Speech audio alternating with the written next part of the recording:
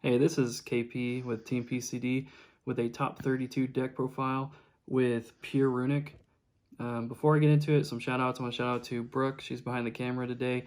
Since it was a remote duel YCS, I was at home the whole time and it was a long one. You started at 11 a.m. our time yesterday and we didn't get finished like midnight, so it was a long tournament.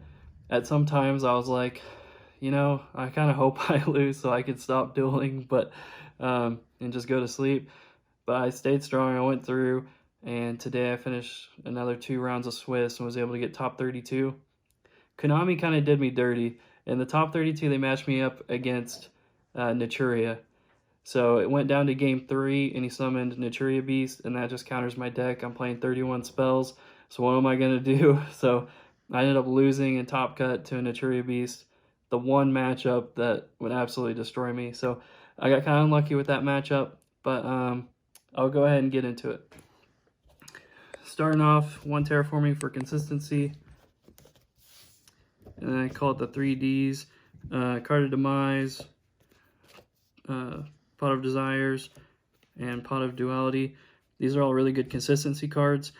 It can kind of hurt the deck because you like to special summon your first turn with Hugin and search the field spell and get draws, but sometimes it helps just to be able to get what you need easier by just activating Pot of Duality and grabbing the card that you're missing. The best card in my deck, this is the new Mystic Mine. It doesn't make sense when you first think about it. It seems like a really, really bad card, but Messenger of Peace makes it to where monsters that are 1500 attack or higher can't attack. And in a way, it might actually be better than Mystic Mine, because when you put people under there can only be one or Rivalry, you really limit how many cards they have on the field. And a lot of times they're going to keep their best one, and it's usually over 1500 attack. So this can kind of just stall you out until you get the cards you need. So this is really vital. It might even be better than Mystic Mine, because now our field spell slot is open for the Runick field spell. So I can keep activating and drawing cards and banishing cards and eventually deck my opponent out.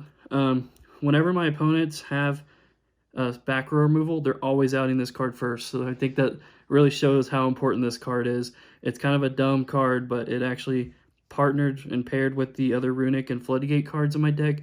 It's very, very good. So this was a big shout out to this card. Helped me get as far as I did.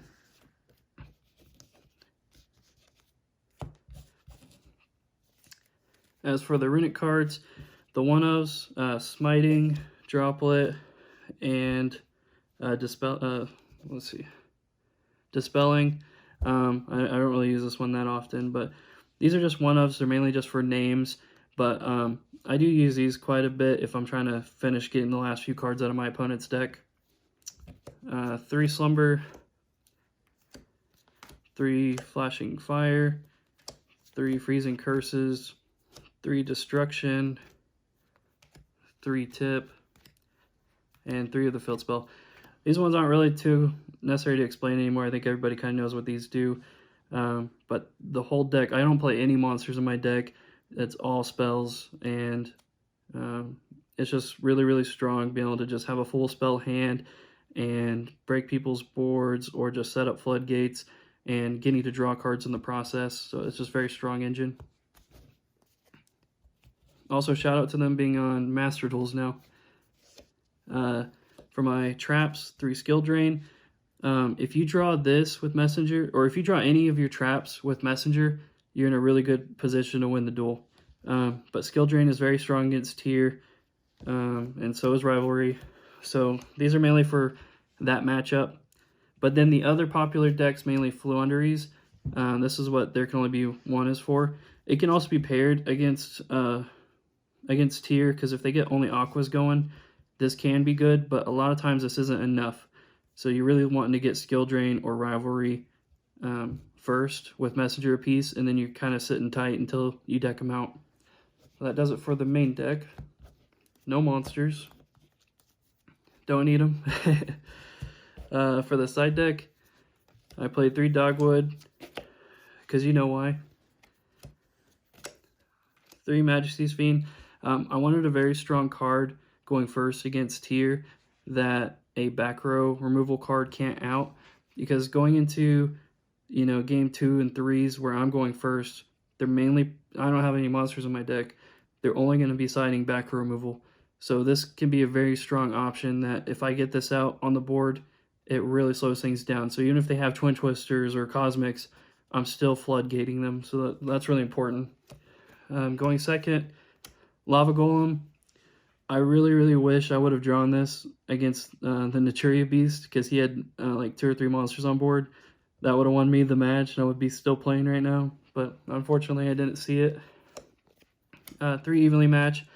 It's just a really strong going second card. It's really bad against Sprite, I've noticed, because they just always have, against my deck, they're always going to make sure they have Carrot out and Toad.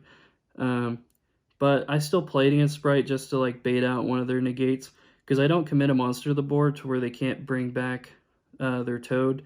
So I try and get them to use Toad just to kind of help break the board. But it's more just to stop a negate. Against other decks, it's pretty strong though. And then 3 Dark Bribe. I just wanted another good going first card that is strong against the back row removal. And I would say that every side deck card did their job. One thing I'll say is originally I was playing Spear modes over the Lava Golems. And it makes sense when you look at my deck. I'm playing Card of Demise and Pot of Duality. So that stops me from being able to special summon. But the reason why I put this in the deck is this with Messenger of Peace is broken, because as long as this is stuck on the board, they're burning themselves for 1,000. So every standby, I take 100. Every standby, they take 1,000.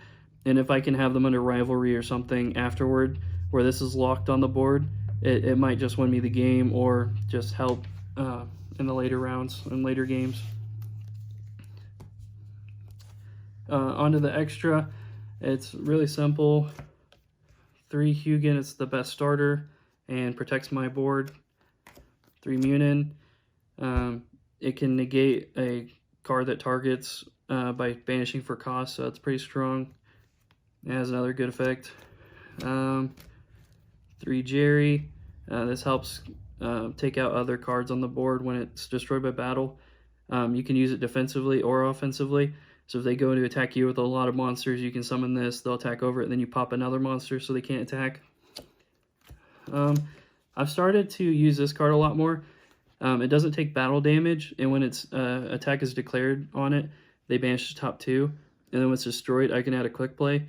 So this just really helps. Like if I have multiple quick plays in the grave, I can activate 1, summon him, they attack, banish 2, I don't take any damage. So usually, like, if they attack with a monster that's less than 2,000 and they have a monster with over 3,000 or something, I'll summon this, so they have to stop that attack. Now they get attack over with their big guy, and I don't take any damage. Then I'll add a quick play from grave, and then I can activate a new quick play, not the one I used to summon this, but a different one, and then summon another one to block. So I can actually survive a lot with in the battle phase, besides the Messenger of Peace.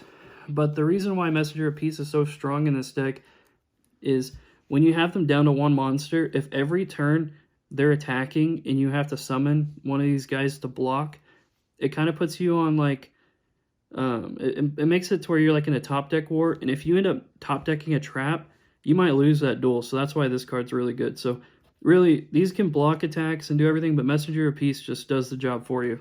So you can use your resources better.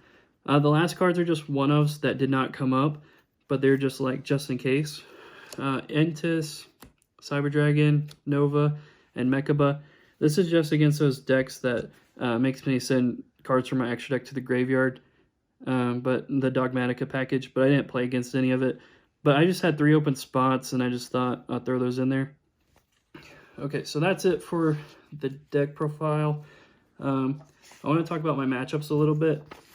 So in the tournament, I played against 3 Flu decks and ended up playing against 4 Tier Elements.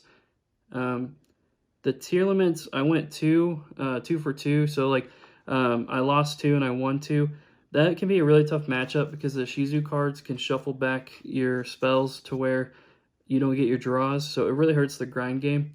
Messenger of Peace can kind of help fight against that, because if they can't attack and every turn I'm activating my spells and drawing, eventually they're going to run out of Ishizus. So that's kind of like another reason why Messenger is so good. So I played against 4 tier limit and 3 flu.